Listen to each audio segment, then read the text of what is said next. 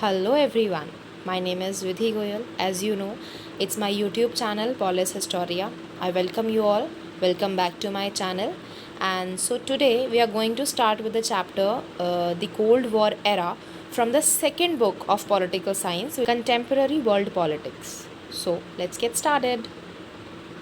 So this chapter is actually a backdrop of the entire book.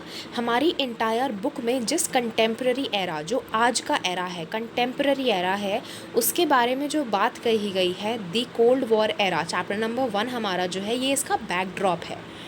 हमारा जो contemporary era की शुरुआत हुई थी वो हुई थी कोल्ड वॉर के एंड से. तो कोल्ड वॉर हमें समझना बहुत ज़रूरी है कि क्या था, किसके बीच में था और इसमें क्या क्या सिचुएशंस पूरे वर्ल्ड ने फेस करी. It is therefore appropriate that we begin with the story with the discussion of the Cold War. As I told you कि क्योंकि हमारी इंटायर बुक जो है वो हमारे कंटेम्प्रेरी वर्ल्ड पॉलिटिक्स के ऊपर है, तो कोल्ड वॉर से ही हमारा कंटेम्प्रेरी एरा शुरू हुआ था, तो इसके बारे में जानना बहुत ज़रूरी है. हमारा चैप्टर शुरू होता है जिसमें बताया गया है कि उस टाइम पर दो पावर्स का डोमिनेंस था आफ्टर वर्ल्ड वॉर 2. वो उन कौन सी दो सुपर पावर्स थी, वो एक था यूनाइटेड स्टेट्स ऑफ अमेरिका और एक था Soviet Union. I would like to clear this thing कि सोवियत यूनियन, रशिया, यूएसएसआर, ये तीनों एक ही चीज़ के नाम हैं.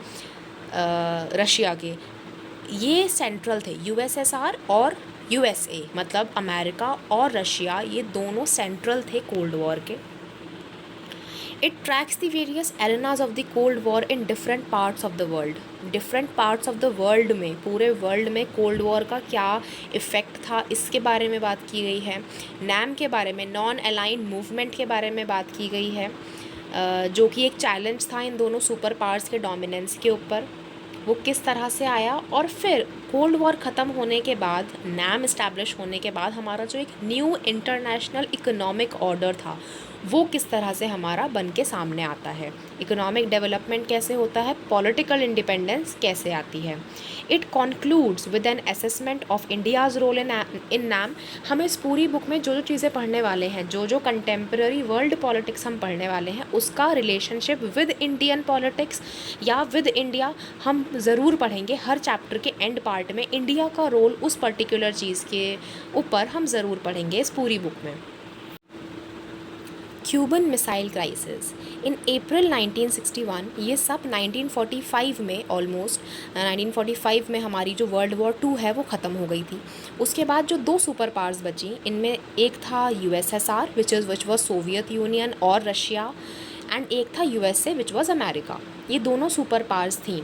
तो क्या हुआ, अप्रैल 1961 में जो यूएसएसआर के लीडर्स थे, उन्हें चिंता होने लगी कि जो अमेरिका है, यूएसए जो है, वो क्यूबा पर हमला करेगा और वहाँ के राजा को हटा देगा, वहाँ के प्रेसिडेंट को, फिडेल कैस्ट्रो को ओवरथ्रो कर देगा. यूनाइटेड स्टेट्स के पास ही था ये जो क्यूबा था. क्यूबा वॉज एन अलाय, लेकिन वो अलाय किसका था, वो था सोवियत यूनियन का अलाय. जो ये दोनों सुपर पावर्स थे, ये अपने अलाइज बनाती थी, अपने आपको अपने पावर्स को बढ़ाने के लिए ये और कंट्रीज़ के साथ अलाय बनाती थी, फ्रेंडशिप करती थी एक दूसरे की पावर्स को बढ़ाने के लिए. तो वही था, क्यूबा जो था वो सोवियत यूनियन का अलाय था, बट वो यूएस से, मतलब अमेरिका के नेबरिंग कंट्रीज़ में से था. तो फिर क्या हुआ, यूएसएसआर को डर लगा कि कहीं यूएस से इस पर हमला ना कर ले, इसको अपने अंदर ना ले ले, ओवरथ्रो ना कर दे इसके प्रेसिडेंट को. तो क्यूबा जो था वो एक अलाय था, उसको डिप्लोमेटिक एंड फाइनेंशियल एड मिलती थी. तो निकिता क्रुश्चेव जो थी, जो लीडर थी सोवियत यूनियन के, उन्होंने क्या करा, क्यूबा को एक रशियन बेस में बदल दिया, वहाँ पर न्यूक्लियर मिसाइल्स प्लांट कर दी. इन वेपन्स के इंस्टॉलेशन के बाद यूएस जो था वो फर्स्ट टाइम डर गया. It was under fire from close range. अगर वहाँ पर न्यूक्लियर वेपन्स फट जाते तो यूएस का पूरा इलाका, यहाँ आप इस मैप में भी देख पा रहे होंगे कि ये पूरा का पूरा इलाका ख़त्म हो जाता, पूरा यूएसए, पूरा अमेरिका ही ख़त्म हो जाता. तो फर्स्ट टाइम था कि यूएसए को बहुत बड़ा ख़तरा था. जब सोवियत यूनियन ने ये न्यूक्लियर वेपन्स वहाँ पर इंस्टॉल करे, उसके 3 ही हफ्तों बाद यूएसए को, अमेरिका को इस बात की खबर हो गई. और जो अमेरिकन प्रेसिडेंट थे, यूएस प्रेसिडेंट थे जॉन एफ कैनेडी, उनके एडवाइज़र्स ने उनको रिलक्टेंट होने के लिए बोला कि अगर हमने कुछ भी करा तो हमारे बीच न्यूक्लियर वॉर छिड़ जाएगी। और जैसा कि मैंने आपको बताया, वर्ल्ड वॉर 2 अभी ही होके निपटी थी, और वर्ल्ड वॉर 2 में आपको पता है कि हिरोशिमा और नागासाकी यहाँ पर न्यूक्लियर वेपन्स गिराए गए थे अमेरिका के थ्रू, जिसकी भरपाई आज तक भी वहाँ के लोग कर रहे हैं। ये सब आपको पता ही होगा। तो फुल स्केल न्यूक्लियर वॉर को अवॉइड करने के लिए उनके एडवाइज़र्स ने कहा प्रेसिडेंट को, लेकिन वो इस चीज़ के लिए बिल्कुल पीछे हटने को तैयार नहीं थे कि निकिता क्रुश्चेव को यहाँ से मिसाइल्स और न्यूक्लियर वेपन्स हटाने ही होंगे। तो सिर्फ उनको डराने के लिए, उनको पीछे हटाने के लिए कैनेडी ने ऑर्डर करे अमेरिकन वॉरशिप्स, जो कि सोवियत शिप्स के साथ इंटरसेप्ट करेंगे और क्यूबा की तरफ जाएंगे, जिससे कि यूएसएसआर को एक वार्निंग मिलेगी और उनकी सीरियसनेस का उनको पता लगेगा कि वो बहुत सीरियस है अपनी चीज़ को लेकर। या तो न्यूक्लियर वेपन्स यहाँ से हटाओ, वरना फिर वॉर के लिए तैयार हो जाओ। A clash seemed imminent in what came to be known as the Cuban Missile Crisis. इसी को बोला गया Cuban Missile Crisis. The prospects of this clash made the whole world nervous. यहाँ पर जो ये क्लैश होता, अगर होता, तो इसी बात को सोचते सोचते पूरा जो दुनिया थी, पूरा वर्ल्ड जो था वो नर्वस हो गया, क्योंकि ये कोई ऑर्डिनरी वॉर नहीं थी, इसमें न्यूक्लियर वेपन्स शामिल थे। Eventually to the world's great relief, both sides मतलब यूएसए भी और यूएसएसआर दोनों ने ही वॉर को अवॉइड करा। सोवियत शिप्स ने अपने आप को पीछे ले लिया and they turn back. Cuban missile crisis एक हाई पॉइंट था जिसको हम कहते हैं Cold War. Cold War referred to the competition, the tensions and a series of confrontations between the US and Soviet Union. Cold War में जितने भी competition रही है, tension रही है, एक confrontation रहा है छोटा छोटा between US and Soviet Union, इसको बोला गया है कोल्ड वॉर। और उनके एलाइज़ के थ्रू, एलाइज़ मैंने आपको बताया कि अपनी पावर्स बढ़ाने के लिए यूएस भी और यूएसएसआर, सोवियत यूनियन भी अपने जो है फ्रेंडशिप और कंट्रीज़ के साथ बढ़ाता रहता था अपनी पावर्स को इंक्रीज़ करने के लिए। Fortunately, it never escalated into a hot war, that is a full-scale war between these two powers. Fortunately world war 3, जैसे कि आज तक हमें पता है कि सिर्फ 2 ही वर्ल्ड वॉर हुई हैं, वर्ल्ड वॉर 3 आज तक हुई नहीं है। और हर कंट्री इसी बात को अवॉइड करता है कि वर्ल्ड वॉर 3 जैसा माहौल या हॉट वॉर किसी 2 कंट्रीज़ के बीच में, किसी 2 सुपर पावर्स के बीच में ना हो, तो क्योंकि उसको वर्ल्ड वॉर बनने में फिर ज़्यादा टाइम नहीं लगेगा। तो फॉर्चुनेटली ये जितना भी कोल्ड वॉर, जितना भी कन्फ्रंटेशन और टेंशन यूएस और यूएसएसआर के बीच में चल रही थी, वो कभी भी हॉट वॉर में कन्वर्ट नहीं हुई। There were wars in various regions, छोटी छोटी वॉर्स चलती रहीं इन दोनों पावर्स के बीच में, इनके एलाइज़ के बीच में, but at least the world avoid another global war. But दोबारा से कोई वर्ल्ड वॉर, कोई ग्लोबल वॉर नहीं हुई। कोल्ड वॉर जो था वो सिर्फ पावर राइवलरी नहीं थी, किसके पास ज़्यादा पावर है, ये एक मिलिट्री अलायंस था and of the balance of power. These were accompanied by a real ideological conflict as well. ये सिर्फ military alliances, power, balance of power, इन सब की ही बातें नहीं थी, ये एक आइडियोलॉजिकल, एक सोच का भी कॉन्फ्लिक्ट था। A difference over the best and the most appropriate way of organizing political, economic and social life all over the world. Ideology किस तरह की थी कि किसका तरीका ज़्यादा अच्छा है अपनी कंट्री को चलाने में, politically, economically and socially also, किसका तरीका ज़्यादा अच्छा है। The western alliance headed by the US represented the ideology of liberal democracy and capitalism, while the Eastern Alliance headed by Soviet Union was committed to the ideology of socialism and communism.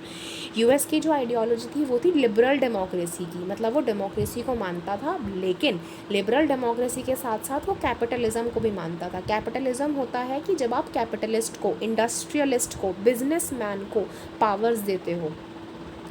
इसको बोला गया western alliance, जो कि US ने head करा था। अब बात करते हैं ईस्टर्न अलायंस की, जो कि यूएसएसआर का था, सोवियत यूनियन का था। ये कमिटेड थे अपनी आइडियोलॉजी ऑफ सोशलिज्म या फिर कम्युनिज्म के साथ। सोशलिज्म और कम्युनिज्म सोसाइटी से रिलेटेड होते हैं, कि सोशलिज्म में आते हैं जो वर्कर्स होते हैं, उनकी फ्रीडम, उनका अच्छा सोचना, तो ये सब चीज़ें। What is the cold War? The end of the Second World War is a landmark in contemporary world politics. Second World War का ख़त्म होना एक लैंडमार्क था। In 1945 the Allied forces led up by the US, Soviet Union, Britain and France defeated the Axis powers led by Germany, Italy and Japan, ending the Second World War. Axis Allied powers ने, Allied forces जो थी जिसमें थे US, USSR, Soviet union, मतलब यही दोनों same ही हैं, Britain, France, इन्होंने एक्सेस पावर्स को डिफीट करा था जो थे जर्मनी, इटली एंड जापान। ये सब आपको पता होगा। वर्ल्ड वॉर 2 इन्हीं दोनों एलाइज के बीच में लड़ी गई थी। 1939 से 45 के बीच में सेकेंड वर्ल्ड वॉर थी। 1914 से 18 के बीच में फर्स्ट वर्ल्ड वॉर लड़ी गई थी। जितनी भी मेजर पावर्स थी पूरे वर्ल्ड की वो सब इसमें इन्वॉल्व थी। It is spread out to regions outside Europe including South East Asia, China, Burma, now Myanmar. इन सब जगहों में भी इन लोगों ने भी पार्टिसिपेट करा था। इवन इंडियंस ने भी पार्टिसिपेट करा था, इंडियंस बन के नहीं, ब्रिटिशर्स की आर्मी के through. The war devastated the world in terms of loss of human lives. बहुत ज़्यादा लोग मारे गए, लॉस ऑफ ह्यूमन लाइफ हुआ, सिविलियन प्रॉपर्टी को नष्ट करा गया, बहुत ज़्यादा सिविलियन प्रॉपर्टी की बर्बादी हुई। वॉर होती है तो ऑब्वियसली डिस्ट्रक्शन तो होता ही है। फर्स्ट वर्ल्ड वॉर ने ऑलरेडी इतना शेक कर दिया था वर्ल्ड को, और अब सेकेंड वर्ल्ड वॉर, तो दोनों और इन दोनों का ज़्यादा वो भी नहीं था, दोनों के बीच में ज़्यादा फासला भी नहीं था। 18 में ख़त्म हुई एंड 39 में दोबारा से, तो इतने ज़्यादा साल भी नहीं हुए थे। सेकेंड वर्ल्ड वॉर के एंड के बाद शुरू हुई cold War. The world war ended जब यूनाइटेड स्टेट्स ने 2 एटॉमिक बॉम्ब्स हिरोशिमा और नागासाकी में गिरा दिए थे इन अगस्त 1945, जिसकी वजह से जापान ने कर दिया था सरेंडर। इससे हमारा जो वर्ल्ड वॉर 2 है वो ख़त्म हो गया।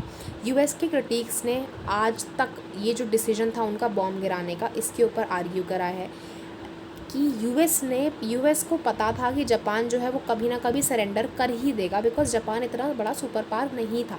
उनको पता था कि वो जापान कभी ना कभी सरेंडर कर ही देगा। जो उसने गलती करी थी, जो उसने पर्ल हार्बर पर यूएस पर जो उसने अटैक करा था, उसके लिए वो कभी ना कभी सरेंडर कर ही देता। लेकिन इस पूरे एक न्यूक्लियर वेपन का इस्तेमाल करके न्यूक्लियर बॉम्ब को गिरा देना, ये बहुत ही अननेसेसरी था। They suggest that the US action was intended to stop the Soviet Union for making military and political gains in Asia and elsewhere and to show Moscow भी यूएसएसआर के लिए बोला गया है, and the US was supreme. US के जो critics हैं वो यही बोलते हैं कि ये वाला जो एक्शन था बॉम्ब गिराने का, ये सिर्फ सोवियत यूनियन को दिखाने के लिए था कि सोवियत यूनियन अपनी पावर्स को ज़्यादा ना बढ़ा दे एशिया के अंदर, और मॉस्को मतलब यूएसएसआर को दिखाने के लिए, सोवियत यूनियन को दिखाने के लिए कि कौन सुप्रीम है, यूएस सुप्रीम है, अमेरिका सुप्रीम है। यूएस के जो सपोर्टर्स थे उन्होंने आर्ग्यू करा कि ये जो एटॉमिक बॉम्ब्स गिराए हैं वो नेसेसरी था इस वॉर को बंद करने के लिए। मतलब क्रिटिक्स ने बोला है कि ये अननेसेसरी था बॉम्ब गिराना, और यूएस के सपोर्टर्स ने बोला है कि it was necessary because it ended the war को ख़त्म करने के लिए ये ज़रूरी था। अमेरिकन एंड अलाइड लाइव्स सबका बहुत ज़्यादा लॉस हुआ था। Whatever the motives, the consequences of the end of the Second World War was the rise of 2 new powers on the global stage। कैसी भी सिचुएशन रही हो, वर्ल्ड वॉर ख़त्म हुई, सेकेंड वर्ल्ड वॉर, इसके बाद 2 न्यू सुपर पावर्स आ गई global stage पे। जर्मनी का डिफीट हो गया। जापान में तो हिरोशिमा और नागासाकी में तो बॉम्ब गिराए ही जा चुके थे। यूरोप का बुरी तरह से डिवास्टेशन हो गया। तो सब सेकेंड वर्ल्ड वॉर में ऑलमोस्ट हर कंट्री का डिवास्टेशन हो गया, लेकिन सिर्फ 2 पावर्स बच गई, which was United states and Soviet union. यही 2 पावर्स बच गई, इन्हीं के बीच हुई cold war. While the Cold War was an outcome of the emergence of US and USSR as 2 were superpowers and they were rival। ये दोनों super powers थे, एक दूसरे के राइवल थे। एक और चीज़ थी जिसकी वजह से कोल्ड वॉर सस्टेन कर रही थी, वो ये था कि दोनों ही पावर्स जो थी उनके पास न्यूक्लियर वेपन्स का पोजेशन था, और दोनों ही कंट्रीज़ ये जानते थे कि अगर किसी ने भी एटम बॉम्ब का इस्तेमाल कर दिया, न्यूक्लियर वेपन्स का इस्तेमाल कर दिया, तो वो किसी भी कंट्री के लिए कितना मुश्किल होगा बेयर कर पाना। लॉजिक बहुत ही सिंपल था लेकिन पावरफुल था। जब 2 राइवल पावर्स आपस में टकराती हैं और दोनों के पास ही न्यूक्लियर वेपन्स का पोजेशन है जो डिस्ट्रक्शन कर सकती हैं, they can inflict death, so full fledged war हो पाना बहुत ही कॉस्टली, बहुत ही रिस्की हो जाता है दोनों ही कंट्रीज़ के लिए। इसीलिए जो हमारी कोल्ड वॉर थी वो चलती गई और कभी भी हॉट वॉर में तब्दील नहीं हुई। In spite of provocations, neither side would want to risk war since no political gains would justify the destruction of their societies. कोई भी पॉलिटिकल गेन हो, लेकिन अगर न्यूक्लियर वेपन्स का यूज़ सामने वाली पावर ने कर दिया तो उसका डिस्ट्रक्शन जो सोसाइटी के ऊपर होगा वो कोई भी जस्टिफाई नहीं कर सकता। इसीलिए दोनों ही पावर्स के साथ ये रिस्क था। इसलिए ना यूएस ने ना ही यूएसएसआर ने न्यूक्लियर वेपन्स का इस्तेमाल करा, वर्ल्ड वॉर 3 होने दी। लेकिन हाँ, दोनों के बीच में राइवलरी चलती रही और ये कोल्ड वॉर कहलाई। ये राइवलरी अलायंसेस बढ़ाने की, मिलिट्री की पावर की तो थी ही, लेकिन ये आइडियोलॉजिकल भी थी। आइडियोलॉजिकल बताया है पहले ही कि यूएस जो था वो कैपिटलिज्म को मानता था और यूएसएसआर जो था वो कम्युनिज्म या फिर सोशलिज्म को मानता था। In the event of a nuclear war, both sides will be so badly harmed that it will be impossible to declare one side or the other as the winner. अगर एक ने nuclear weapons का use कर दिया तो obviously सामने वाला power भी करेगी, तो इससे दोनों का ही इतना बुरी तरह डिस्ट्रक्शन हो जाएगा कि किसी को भी विनर कह पाना बहुत मुश्किल होगा। तो इस वॉर का कोई अंजाम ही नहीं होता। इसलिए कोल्ड वॉर ऐसे ही चलती चली गई। Even if one of them tries to attack and disable the nuclear weapons of its rival, the other would still be left with enough nuclear weapons to inflict unacceptable destruction. मतलब अगर एक country के nuclear weapons को अगर हम disable भी कर दें तो भी दूसरी सुपर पावर के पास इनफ न्यूक्लियर वेपन्स हैं जिससे ये वो डिस्ट्रक्शन कर सकता है सोसाइटी में। इस लॉजिक को कहते हैं डेटरेंस थ्योरी, क्योंकि डेटरेंस थ्योरी का मतलब होता है कि दोनों साइड्स के पास कैपेबिलिटी है, कैपेसिटी है कि वो न्यूक्लियर वेपन्स का यूज़ कर सके, डिस्ट्रक्शन ला सकें, and both of them don't want to afford और इनिशिएट वॉर। मतलब क्योंकि दोनों के पास दोनों साइड का रिस्क है कि किसी ने भी अगर न्यूक्लियर वेपन्स यूज़ कर दिए तो कितना डिस्ट्रक्शन होगा, तो इसीलिए दोनों में से कोई भी करता ही नहीं है। इसी को कहते हैं deterrence theory. Thus the cold war, in spite of being an intense form of rivalry between great powers, remained a cold and not hot or shooting war. इसीलिए कोल्ड वॉर हमेशा ही कोल्ड बनी रही, हॉट वॉर में तब्दील नहीं हुई। दोनों ग्रेट पावर्स थी, सुपर पावर्स थी, राइवलरी थी, बुरी तरह एक दूसरे की दुश्मन थी, लेकिन स्टिल कोल्ड वॉर ही चलती रही इन दोनों के बीच। द डेटरेंस रिलेशनशिप, इसी डेटरेंस रिलेशनशिप ने इस वॉर को, थर्ड वर्ल्ड वॉर को प्रिवेंट करा है। जो मेन मिलिट्री फीचर्स थे कोल्ड वॉर के, the two superpowers and the countries in the rival blocks led by the super powers were expected to behave as rational and responsible actors. दोनों super powers को अपने blocks के साथ अच्छे से rationally and responsibly behave करना होता था। उन्हें रैशनली और रिस्पॉन्सिबली लड़ना होता था अपने ब्लॉक्स के लिए, कि उन्होंने जिसको अपना अलायंस बनाया है उसके लिए लड़ना भी पड़ेगा। And they understood the risk in fighting Wars that might involve the two super powers. और जो ये ब्लॉक्स थे ये खुद में भी आपस में भी लड़ाइयाँ नहीं करते थे, क्योंकि इनको पता था कि दोनों सुपर पावर्स का इन्वॉल्वमेंट अगर हो गया तो ज़्यादा डिस्ट्रक्शन हो जाएगा। When two superpowers and the blocks led by them are in the deterrence relationship, fighting wars will be massively destructive. और क्योंकि दोनों के पास न्यूक्लियर वॉर्स का पोजेशन था, दोबारा से यही बात बोली जा रही है, तो दोनों पावर्स का एक डेटरेंस रिलेशनशिप में होना, डेटरेंस जैसे कि अभी बताया कि दोनों के पास न्यूक्लियर वेपन्स का पोजेशन है, तो फाइट करना, न्यूक्लियर वॉर करना एक बहुत ही मैसिव डिस्ट्रक्शन हो जाता। Responsibility therefore meant being restrained and avoiding the risk of another world war. तो तीसरी वर्ल्ड वॉर को होने से रोका गया। अब जो ये पावर ब्लॉक्स की बात हुई है, यूएस और यूएसएसआर ने जो अपने अलायंसेस बनाए थे, अपने पावर ब्लॉक्स बनाए थे, उनका इमर्जेंस कैसे हुआ। जो दो सुपर पावर्स थी वो अपने स्फेयर्स को एक्सपैंड करने में लगी हुई थी, अपनी पावर्स को एक्सपैंड करने में लगी हुई थी। In a world sharply divided between the two alliance system, a state was suppose to remain tied to its protective super power. मतलब पूरे वर्ल्ड में ये बोल दिया गया था कि आपको यूएस या फिर यूएसएसआर, इन दोनों में से किसी न किसी के अंडर आना ही होगा। The smaller states in the alliances, जो छोटी छोटी स्टेट्स थी अलायंस में, वो इस अलायंस को, इस लिंक को अपने फ़ायदे के लिए यूज़ करती थी, क्योंकि वो छोटी स्टेट्स थी, वो सुपर पावर नहीं थी। और सुपर पावर का दोस्त बनने से मतलब वही है कि राजा का दोस्त बनने से किसी भी इंसान को बेनिफिट तो होगा ही, तो सुपर पावर का फ्रेंड बन के, उनका एलाय बन के, उनके साथ जुड़ के वो सुपर पावर जो थी वो उनको प्रोटेक्शन प्रोवाइड करती थी, वेपन्स प्रोवाइड करती थी, इकोनॉमिक सपोर्ट प्रोवाइड करती थी, उनके जो लोकल राइवल्स थे उनके खिलाफ लड़ने में उनकी मदद करती थी, अपने रीजनल नेबर्स से जो भी उनकी राइवलरी थी उसमें उनकी हेल्प करती थी। जो अलायंस सिस्टम था इन दोनों सुपर पावर्स का, it was threaten to divide the entire world into 2 camps. इसने पूरे वर्ल्ड को 2 कैंप्स में डिवाइड कर दिया। ये डिवीज़न जो था वो यूरोप में सबसे पहले हुआ। जितनी भी वेस्टर्न यूरोप की कंट्रीज़ थी वो यूएस के साथ चली गई, और जितनी भी ईस्टर्न यूरोप की कंट्रीज़ थी वो सब सोवियत यूनियन के साथ चली गई। ये इसमें यूरोप का दिखाया गया है बीच में। जितना भी येलो पार्ट है वो है नाटो मेंबर्स, मतलब यूएस का, वेस्टर्न अलायंस का, और वॉर्सो पैक्ट मेंबर्स थे ईस्टर्न अलायंस, मतलब कि जो रेड में दिखाया जा रहा है यूएसएसआर के अलायंस, इनको ईस्टर्न और वेस्टर्न अलायंस बोला गया। The western alliance was formalized into an organization. Western alliance का नाम क्या था? NATO, North Atlantic Treaty Organization, which came into existence in April 1949। April 1949 में इसको एग्जिस्टेंस में लाया गया। ये 12 स्टेट्स का एक एसोसिएशन था जिसने डिक्लेयर करा कि आर्म अटैक अगर किसी भी यूरोपियन कंट्री पर होता है जो कि उसके अलायंस में है, तो वो पूरा का पूरा नॉर्थ अमेरिका के ऊपर अटैक माना जाएगा। मतलब वही है कि अगर मेरे अलायंस, मेरे दोस्त के ऊपर किसी ने भी अटैक करा तो वो मेरे ऊपर, जो सुपर पावर है, लाइक यहाँ पर यूएस की बात हो रही है, नाटो की बात हो रही है, तो वो पूरे के पूरे नॉर्थ अमेरिका को would be regarded as an attack on all of them.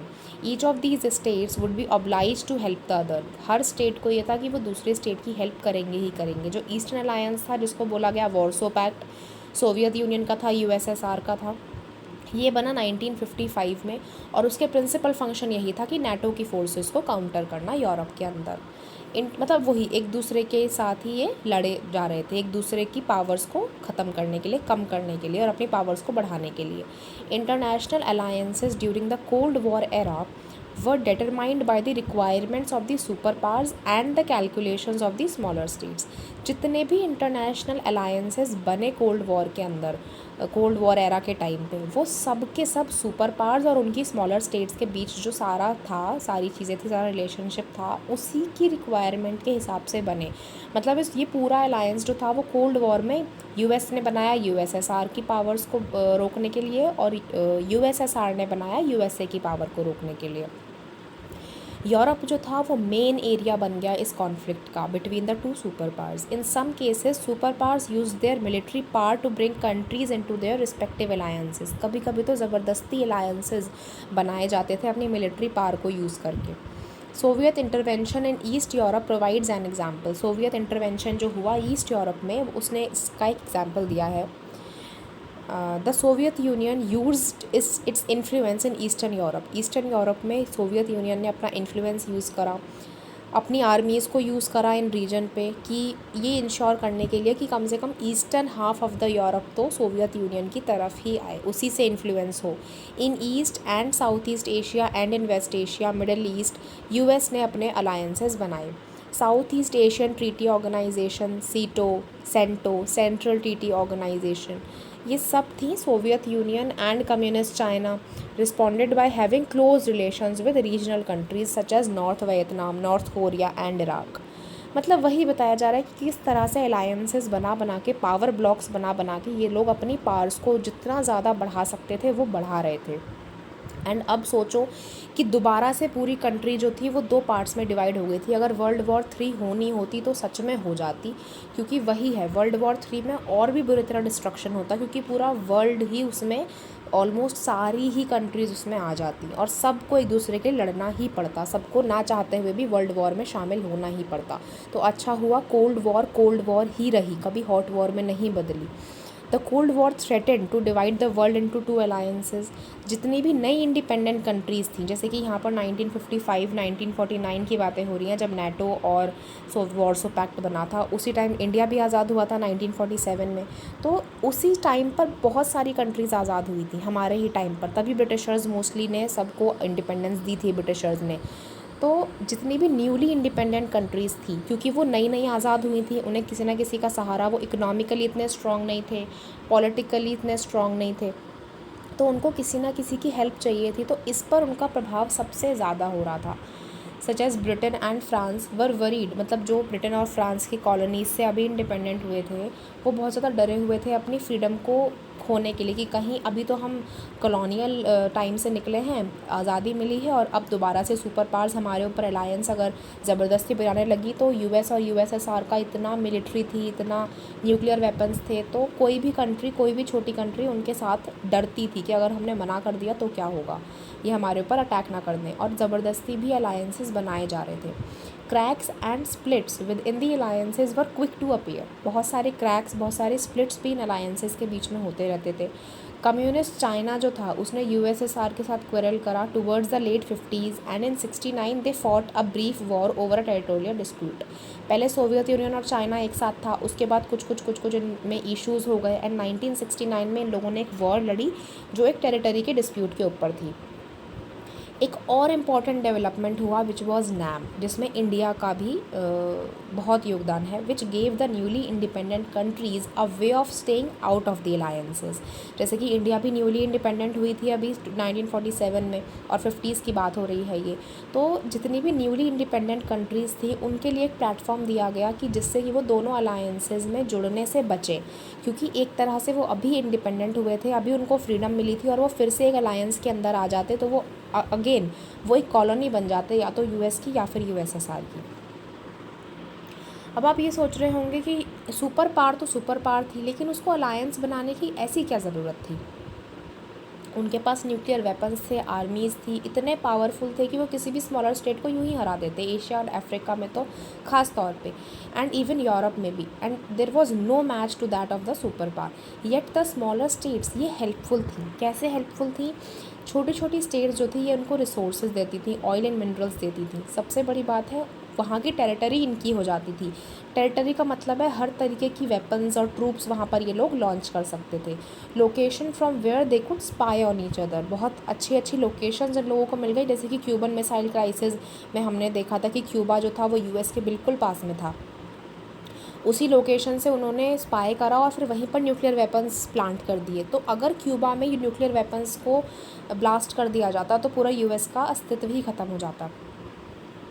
Then economic support भी उनको मिलता था। They were also important for ideological reasons. अब क्योंकि दोबारा से वही बात कि ये वॉर आइडियोलॉजिकल भी थी, तो अपने आइडियोलॉजी को बड़ा सबसे बेहतर बताने के लिए भी इन अलाइज का यूज़ करना बहुत ज़रूरी था, क्योंकि राजा अकेले तो राज कर नहीं सकता, उसको अपनी प्रजा चाहिए, उसको अपने नीचे लोग चाहिए। तो इसीलिए the loyalty of allies suggested that the superpowers were winning the war of ideas as well। मतलब जितनी जिसके अलायंस होंगे, जो जिसके अलायंस में ज़्यादा आएगा, मतलब वो उसकी आइडियोलॉजी को ज़्यादा मान रहा है। तो आइडियोलॉजिकल वॉर भी इससे जीती जा रही थी। That liberal democracy and capitalism were better than socialism and communism. Liberal democracy और कैपिटलिज्म यूएस की आइडियोलॉजी थी और सोशलिज्म और कम्युनिज्म यूएसएसआर की आइडियोलॉजी थी। Arenas of the Cold War. The Cuban Missile Crisis that we began this chapter with was only one of the several crises that occurred during the Cold War। ये तो सिर्फ एक ही crisis है जो कि cold war के time पे हुआ था। ऐसे बहुत सारे क्राइसिस हुए थे, बहुत छोटी छोटी वॉर्स हुई थी, लेकिन it is important to note कि ये क्राइसिस और ये वॉर्स तीसरी वर्ल्ड वॉर की तरफ नहीं लेकर गए पूरे वर्ल्ड को।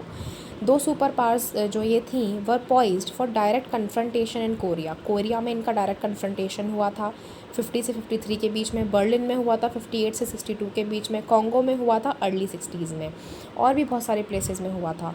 Crisis deepened as neither of the parties involve was willing to back down. Crisis होता चला गया, डीपन भी होता चला गया। क्यों? क्योंकि दोनों में से कोई भी हार मानना ही नहीं चाहता था और ज़्यादा भी नहीं बढ़ना चाहता था। क्यों?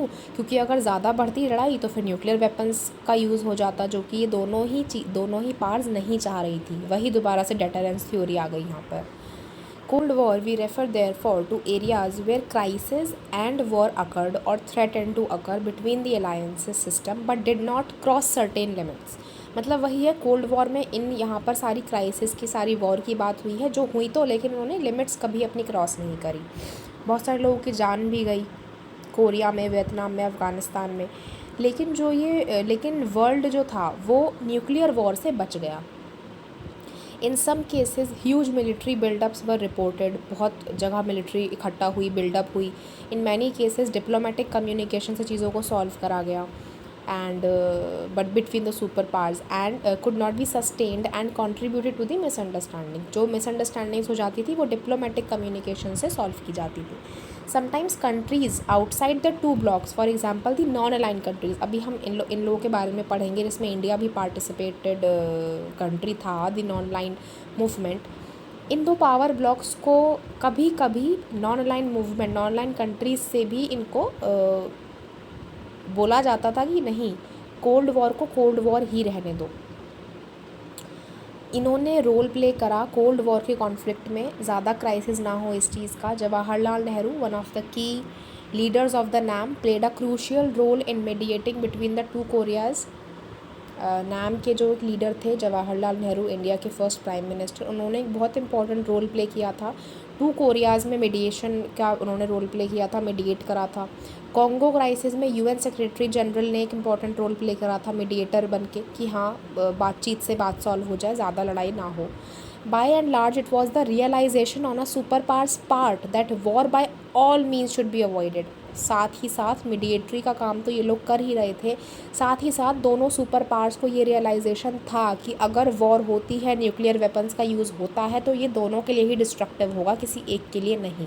तो उनके दिमाग में कहीं ना कहीं ये रियलाइजेशन था, इसलिए वो वॉर को ज़्यादा डिस्ट्रक्शन को, ज़्यादा एक्सटेंसिव वॉर को वो लोग अवॉइड ही कर रहे थे. As the Cold War rolled from one arena to another, the logic of restraint was increasingly evident. इसीलिए कोल्ड वॉर जो थी वो एक जगह से दूसरी जगह होती रहती थी. मतलब ऐसा नहीं हुआ कि एक ही जगह पर बहुत टाइम तक वॉर होती रही और फिर वो कोल्ड वॉर से हॉट वॉर में बदल गई. ये चेंज होती रहती थी जगहें, डिप्लोमेटिक कम्युनिकेशन होती रहती थी, जिसकी वजह से वॉर जो थी वो बंद हो जाती थी. However, since the Cold War did not eliminate rivalries between the two alliances, cold war का नाम तो था लेकिन राइवलरी दोनों के बीच में थी, म्यूचुअल सस्पिशन थे दोनों के बीच में, जिसकी वजह से it led them to arm themselves to the teeth and to constantly prepare for war. ये हमेशा वॉर के लिए तैयार रहते थे. आर्म्स इन्होंने huge stock of arms were considered necessary to prevent wars from taking place. जैसे कि डेटरेंस थ्योरी है न्यूक्लियर वेपन्स की, कि हाँ जिसके पास, दोनों के पास न्यूक्लियर वेपन्स है, दोनों में से किसी ने भी यूज़ करा तो दोनों के लिए डिस्ट्रक्टिव होगा. दूसरी चीज़ यही कि जिसके पास ज़्यादा आर्मी होगी वही प्रिवेंट कर पाएगा वॉर को. द टू साइड्स अंडरस्टूड कि जो वॉर है उसको रोकना ही ज़रूरी है. Either side might miscalculate the number of weapons in the possession of the other side. एक दूसरे को पता ही नहीं होता था कि सामने वाले के पास वेपन्स कितने हैं, तो सामने पहले वाला अपने आप ही डर जाता था. और ये चीज़ दोनों के साथ ही थी, यूएस के साथ भी और यूएसएसआर के साथ भी. कभी कभी सामने वाले के इंटेंशंस को भी मिसअंडरस्टूड कर लिया जाता था. What if there was a nuclear accident. अब ये सोचा जाता है कि क्या होता अगर गलती से कोई क्यूबन मिसाइल क्राइसिस में अगर गलती से एक बटन दब जाता और nuclear weapons, nuclear atom bomb blast हो जाते, न्यूक्लियर वॉर हो जाती, तो एक भी गलती भी हमारे लिए बहुत भारी पड़ सकती थी, पूरे वर्ल्ड के लिए हमारी तीसरी वर्ल्ड वॉर हो सकती थी. In time, therefore, the US and USSR decided to collaborate in limiting or eliminating certain kinds of nuclear and nuclear weapons.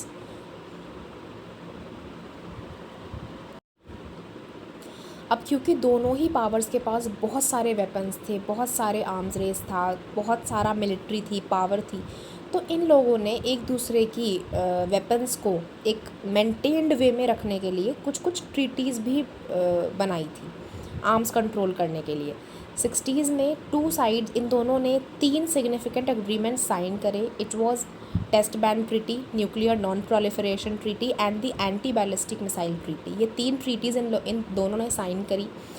The super powers held several rounds of arms limitation talks and signed several more treaties to limit their arms.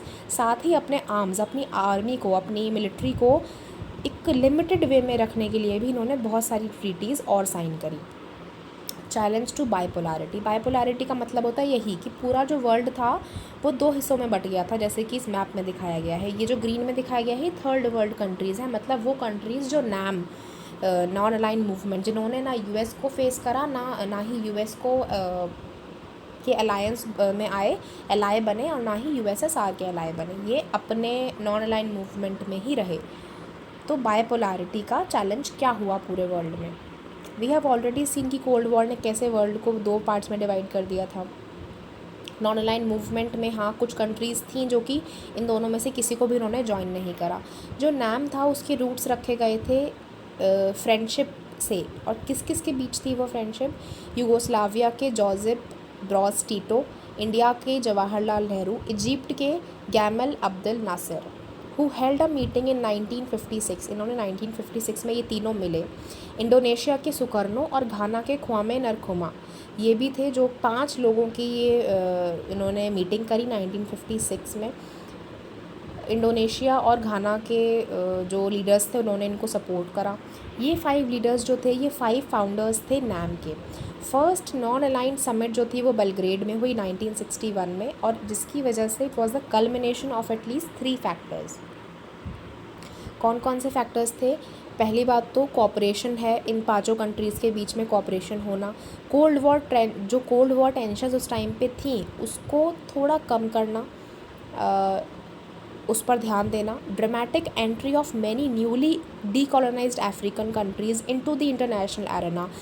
इन्हीं 5 की तरह और भी जो countries थी जो नई नई डीकोलोनाइज्ड, नई नई इंडिपेंडेंट हुई थी, उनको अपने साथ लाना। And by 1960 16 new African members थे यूएन में। फर्स्ट समिट जो थी वो 25 मेंबर्स ने अटेंड करी। ओवर द इयर्स जो मेंबरशिप है नैम की वो एक्सपैंड होती चली गई। लेटेस्ट मीटिंग अभी 2019 में हुई थी, which was 18th summit Azerbaijan में की गई थी, जिसमें 120 मेंबर स्टेट्स थे और 17 ऑब्जर्वर कंट्रीज़ थी। As non aligned movement and as non aligned grew into a popular international movement, ये एक बहुत इंपॉर्टेंट इंटरनेशनल मूवमेंट बन गया। बहुत सारी कंट्रीज़ ने इस पर पार्टिसिपेट करा, इसको ज्वाइन करा। इस मूवमेंट को उन्होंने this made the movement less homogeneous and also made it more difficult to define in very neat and precise terms what did it really stand for. Increasingly, NAM was easier to define in terms of what it was not. NAM ने अपने आप को इस चीज़ में तो बहुत अच्छे से डिफ़ाइन कर दिया था कि वो क्या नहीं है, उसको क्या नहीं करना है। मेन चीज़ तो नाम ने बहुत सारी चीज़ें करी, उसने बहुत सारी कंट्रीज़ को आज़ादी दिलाने में भी हेल्प करी। नाम का आज वर्क तो बहुत ज़्यादा एक्सपैंड हो गया है, लेकिन उसको क्या नहीं करना था वो उसको बहुत क्लियर था। क्या क्या करना था वो तो अलग अलग चीज़ें थी, क्या नहीं करना था वो सिर्फ ये था कि उसको किसी भी अलायंस में नहीं आना है, ना ही उसे यूएस को ज्वाइन करना है, ना ही यूएसएसआर को ज्वाइन करना है। The policy of staying away from alliances, ये उसका मेन मोटिव था। Non-alignment is not isolationism, since isolationism means remaining aloof from the world. Non alignment का मतलब ये नहीं था कि बिल्कुल वर्ल्ड से कट जाओ, बिल्कुल किसी भी चीज़ में पार्टिसिपेट ही ना करो, अपने आप को आइसोलेट कर लो, जैसे कि हमने कोरोना टाइम में अपने आप को आइसोलेट कर लिया था, अलग कर लिया था। नॉन अलाइनमेंट का मतलब ये नहीं था। Isolationism sums up the foreign policy of the US from the American war of independence in 1787 up to the beginning of the first world war. In comparison जो नॉन अलाइन कंट्रीज़ थी including India, उन्होंने एक active role play करा mediator बनने में, दोनों alliances की rivalry को रोकने में, पीस को वापस लाने में, स्टेबिलिटी इस्टेब्लिश करने में। तो ऐसा नहीं था कि नाम के लोग जो थे वो बिल्कुल आइसोलेट हो गए थे वर्ल्ड की पॉलिटिक्स से, नहीं, उन्होंने एक मीडिएटर का रोल प्ले करा था। Their strength was based on their unity and their resolve to remain non-aligned despite the attempt by the two superpowers to bring them into their alliance। और वो एक चीज़ के लिए बिल्कुल उन्होंने तय कर लिया था कि अलायंस में तो किसी में जुड़ना ही नहीं है, चाहे कुछ भी हो जाए।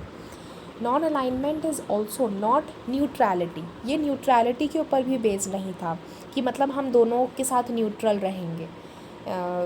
Neutrality refers principally to a policy of staying out of war, कि हाँ दोनों के साथ न्यूट्रल और दोनों में से किसी के भी वॉर में बिल्कुल वॉर से अलग रहना।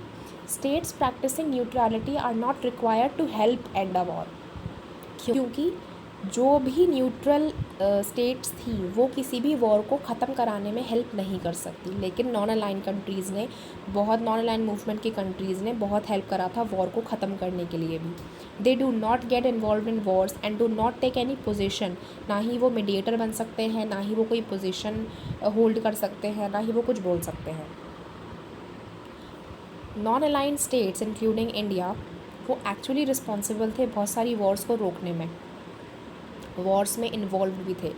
दे also work to prevent war between others and tried to end wars that had broken out. अब कोल्ड वॉर के बाद एक नया इकोनॉमिक ऑर्डर कैसे आया? The non aligned countries were more than merely mediators during the cold Wars. जो challenge था most of the non aligned countries का, मेजॉरिटी ऑफ देम जो थी वो लीस्ट डेवलप्ड कंट्रीज़ थी. मतलब जैसे कि इंडिया भी उस टाइम पर बहुत डेवलपमेंट उसका इतना नहीं हुआ था, अभी अभी तो देश आज़ाद हुआ था. कॉलोनाइजेशन ने, ब्रिटिशर्स ने इतना तहस नहस कर दिया था बहुत सारी कंट्रीज़ को, तो इसलिए वो बहुत लीस्ट डेवलप्ड कंट्रीज़ थी. उनको इकोनॉमिकली अपने आप को दोबारा से अपलिफ्ट करना था, पॉवर्टी से बाहर निकलना था. इकोनॉमिक डेवलपमेंट एक वाइटल था उनके लिए, न्यू कंट्रीज़ जो भी इंडिपेंडेंट हुए थे. Without sustained development a country could not be truly free. जब तक उसका डेवलपमेंट अच्छे से नहीं होगा तब तक कोई भी कंट्री ट्रूली फ्री नहीं है. It would remain dependent on the richer countries. वो डायरेक्टली या इनडायरेक्टली रिचर कंट्रीज़ पर ही डिपेंडेंट रहेगी अपनी चीज़ों के लिए. अलायंस बनाओ ना बनाओ, लेकिन अगर आप गरीब हो, अगर आपकी कंट्री की इकोनॉमिक कंडीशन बहुत बुरी है, तो फिर आपको रिचर कंट्रीज़ का हेल्प लेनी ही पड़ेगी, जिसकी वजह से उनकी पॉलिटिकल फ्रीडम भी चली जाएगी. आइडिया जो था एक नए इंटरनेशनल इकोनॉमिक ऑर्डर का, वो ओरिजिनेट हुआ इसी रियलाइजेशन से कि हम नैम तो बना रहे हैं, हम अलायंसेस से दूर तो हैं, लेकिन क्योंकि हमारी इकोनॉमिक सिचुएशन इतनी बुरी है, हम लीस्ट डेवलप्ड कंट्रीज़ हैं, तो हमें कहीं ना कहीं यूएस और यूएसएसआर की हेल्प लेनी ही पड़ेगी. The United Nations conference on trade and development, UNCTAD, इसने एक रिपोर्ट तैयार करी 1972 में, जिसका नाम रखा गया towards a new trade policy for development. इसमें क्या क्या चीज़ें लाई गई?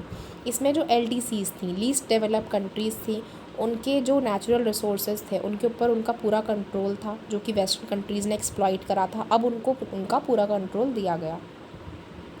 उनको वेस्टर्न मार्केट में पूरा एक्सेस दिया गया. LDCs जो कंट्रीज़ थी वो अपने प्रोडक्ट को वहाँ पर सेल कर सकती थी. उनकी टेक्नोलॉजी की कॉस्ट को थोड़ा कम करा गया. LDCs को एक ग्रेटर रोल दिया गया इंटरनेशनल इकोनॉमिक इंस्टीट्यूशंस में. ग्रेजुअली जो नेचर था नॉन अलाइनमेंट का, वो एक इकोनॉमिक इश्यूज़ को भी चीज़ को ठीक करने में अब लगने लगा. जैसे कि नैम, जैसे भी बात हो रही थी, नैम जो था वो सिर्फ यही नहीं था कि कोल्ड वॉर की चीज़ों को ही देखते रहना, नहीं. उन्होंने अब इकोनॉमिक इश्यूज़ को उठाना शुरू करा, जो लीस्ट डेवलप्ड कंट्रीज़ थी, नई नई इंडिपेंडेंट हुई कंट्रीज़ थी. इन 61 उनकी जो फर्स्ट समिट हुई थी बेलग्रेड में, उसमें इकोनॉमिक इश्यूज़ की इतनी इंपॉर्टेंस नहीं थी, लेकिन मिड-70s तक इम्पॉर्टेंट इशू बन गया ये एक. एज अ रिज़ल्ट नैम जो था एक इकोनॉमिक प्रेशर ग्रुप भी बन गया. By the late 80s NIEO, new international economic order, initiated had faded. उनका जो ये NIEO का इनिशिएटिव था, इसको थोड़ा सा फेड हो गया, बिकॉज बहुत सारा ऑपोजिशन था डेवलप्ड कंट्रीज़ का, और जितने भी नॉन अलाइन कंट्रीज़ थे उन्होंने स्ट्रगल करा कि ये नहीं, एक नया इकोनॉमिक ऑर्डर आना चाहिए. As a leader of NAM, India's response अब उसका क्या था कोल्ड वॉर में? क्योंकि वो इंडिया तो नैम का ही पार्ट था, 5 जो फाउंडर मेंबर्स थे उनमें एक इंडिया भी था. At one level it took particular care in staying away from the two alliances. दोनों अलायंसेस से दूर रहने की उसने कोशिश करी.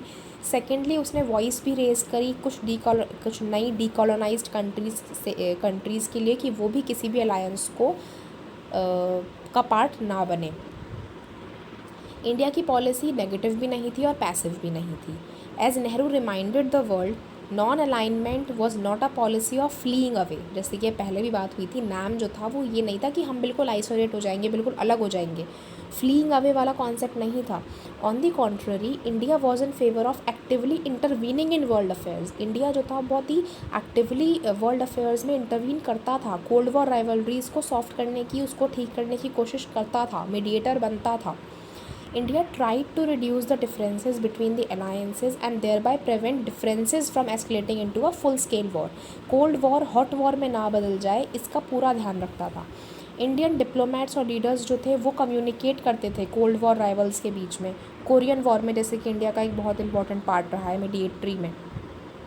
It is important to remember कि इंडिया ने चूज़ करा कि वो अपने आप को एक नॉन अलाइन ग्रुप में ही एक रखेगा और किसी भी अलायंस का पार्ट नहीं बनेगा. कोल्ड वॉर के टाइम पे इंडिया ने रिपीटेडली ट्राई करा एक्टिवेट करने के लिए those regional and international organisation which was not a part of the alliances led by the US and USSR. जो US और USSR दोनों के ही पार्ट नहीं थे, उनको अपने साथ लाने का बहुत ट्राई करा इंडिया ने. Nehru reposed great faith in a genuine commonwealth of free and cooperating nations that would play a positive role in softening if not ending the Cold War. Nehru का यही मानना था कि ये सारी कंट्रीज़ मिलके कोल्ड वॉर को ख़त्म तो नहीं कर सकती, लेकिन उसको एक सॉफ्ट ज़रूर कर सकती हैं कि थोड़ी राइवलरी कम हो जाए. Non alignment was not, as some suggest, a noble international cause. एक नोबल इंटरनेशनल कॉज नहीं था. इंडिया के रियल इंटरेस्ट के साथ इसका कोई लेना देना नहीं था. अ नॉन अलाइन पोस्चर ने इंडिया को क्या क्या इंटरेस्ट दिए, नैम ने इंडिया की क्या हेल्प करी. First, non align allowed India to take international decisions. अब जैसे कि इंडिया नया नया आज़ाद हुआ था, तो नई नई आज़ाद हुई कंट्री का एक इंटरनेशनली अपना डिसीजन लेना, अपना एक मत रखना एक बहुत ज़रूरी चीज़ थी. तो इंडिया को ये चीज़ वहाँ पर देखने को मिली कि हाँ, इंडिया का भी कुछ रोल था इंटरनेशनल वर्ल्ड ऑर्डर में. Second, India was often able to balance one super power against the other. दोनों सुपर पावर्स, कितनी बड़ी बड़ी सुपर पावर्स थी ये दोनों, लेकिन इंडिया स्टिल इनके बैलेंसिंग ऑफ पावर में हेल्प कर रहा था कि ज़्यादा ना लड़े. डिप्लोमेसी थोड़ा इंडिया ने करी. इफ़ इंडिया फेल्ट इग्नोर्ड और unduly pressurised by one super power, it could tilt towards the other. और इंडिया ने दोनों ही अलायंस में ना जुड़ के इस चीज़ का भी फ़ायदा उठाया कि अगर कोई एक सुपर पावर उसको इग्नोर कर रही है, उसके ऊपर प्रेशर बना रही है, तो वो दूसरी सुपर पावर से हेल्प ले सकता था. तो दोनों में से किसी का भी दोनों में से किसी भी अलायंस को ना जोड़ने का एक बहुत बड़ा बेनिफिट ये था. इंडिया की जो पॉलिसी थी नॉन अलाइनमेंट की, वो क्रिटिसाइज़ करी गई बहुत सारी चीज़ों में. पहला, इंडिया का नॉन अलाइनमेंट उसको अनप्रिंसिपल्ड बोला गया, क्योंकि अपने नेशनल इंटरेस्ट के लिए कहा गया कि इंडिया ने अपने नेशनल इंटरेस्ट के लिए इस चीज़ को यूज़ करा, अपने इंटरनेशनल इश्यूज़ पर ज़्यादा ध्यान दिया और उसको रिफ्यूज़ करा. सेकेंड, इट इज़ सजेस्टेड कि इंडिया जो था उसने it was inconsistent and to contradictory postures, having criticised others for joining alliances. दूसरों को तो बोलता रहा कि अलायंस में मत जुड़ो, अलायंस में मत जुड़ो, लेकिन इंडिया ने यूएसएसआर के साथ ट्रीटी ऑफ फ्रेंडशिप साइन करी which was of 20 years. It was regarded, particularly by outside observers, as virtually joining the Soviet alliance. Really में तो उसने सोवियत अलायंस को नहीं ज्वाइन करा, वो नैम का ही पार्ट बना रहा, लेकिन उसने 20 ईयर्स के लिए ट्रीटी साइन कर ली. 20 ईयर्स भी बहुत होते हैं. The Indian governments view was that India needed diplomatic and possibly military support. India के जो लोग थे, उन्होंने, इंडियन गवर्नमेंट ने इस चीज़ को ऐसे जस्टिफाई करा कि इंडिया को डिप्लोमेटिक और मिलिट्री सपोर्ट की ज़रूरत है. बांग्लादेश में जो क्राइसिस हुए थे उनमें भी हेल्प मिली. In any case the treaty did not stop India from having good relations with the US. And still जो ये ट्रीटी यूएसएसआर के साथ हुई थी, इसने इंडिया को बिल्कुल भी ऐसा नहीं हुआ कि यूएसएसआर के साथ ट्रीटी हो गई तो यूएस के साथ बुरे रिलेशंस हो गए. नहीं, इंडिया का हमेशा डिप्लोमेटिक रिलेशनशिप ही रहा है दोनों कंट्रीज़ के साथ. Non alignment as a strategy evolve in the cold war context. अब हम चैप्टर नंबर 2 में पढ़ेंगे कि कोल्ड वॉर का आखिर में हुआ क्या, कोल्ड वॉर कैसे ख़त्म हुई. So it was the chapter. I hope आप सबको समझ में आ गया होगा. कोई चीज़ ना समझ आई हो तो आप कमेंट में बता सकते हैं. Thank you so much.